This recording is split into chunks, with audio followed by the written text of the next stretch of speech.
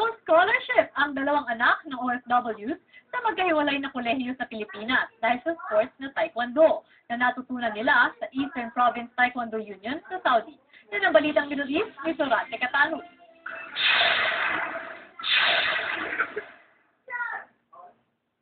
Bukod sa malusog na pangangatawan at kahandaan sa anumang panganib, nagbibigay din ng iba pang benepisyo ang galing ng isang tao sa sports. Gaya na lang Emmanuel Lulu na nasa litratong ito. Kuha ito noong nandito pa siya sa Saudi habang nag-aaral ng Taekwondo sa Eastern Province Taekwondo Union o EPTU. Nakatulong sa kanyang pag-aaral ng Taekwondo dahil naka-full scholar siya ngayon sa Holy Angels College sa Pampanga sa kinukuhang kurso na accountancy. Kaya naman ipinagmamalaki siya ng kanyang ama. Malaking pasasalamat ko sa Eastern Province Taekwondo Union. Wherein isa rin ako sa mga pillar nito na yung anak ko ngayon ay is enjoying his scholarship sa Holy Angel sa Pampanga. And maraming salamat kay Sabunong Jojo Gonzales na kung saan siya ang pinaka-founder. Kung proud ang tatay ni Emmanuel sa kanya, mas proud si Jimmy Calamyong sa kanyang anak dahil naka-full scholar din at babaeng Taekwondo expert.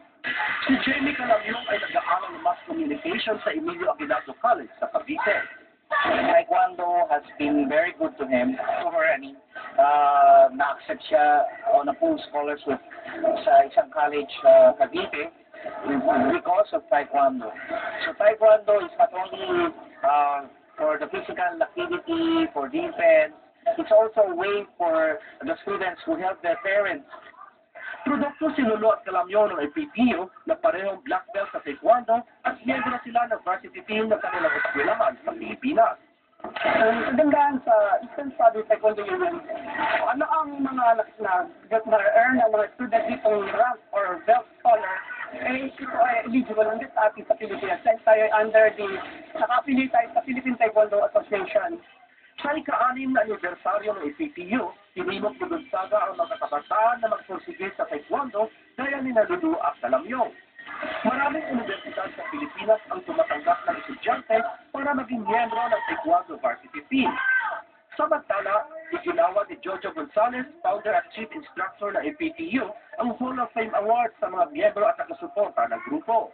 Ang Hall of Fame Award po ay nagbigay kami ngayon dahil po sa kanilang contribution na dinigay sa asosasyon and at the same time yung kanilang loyalty and dedication.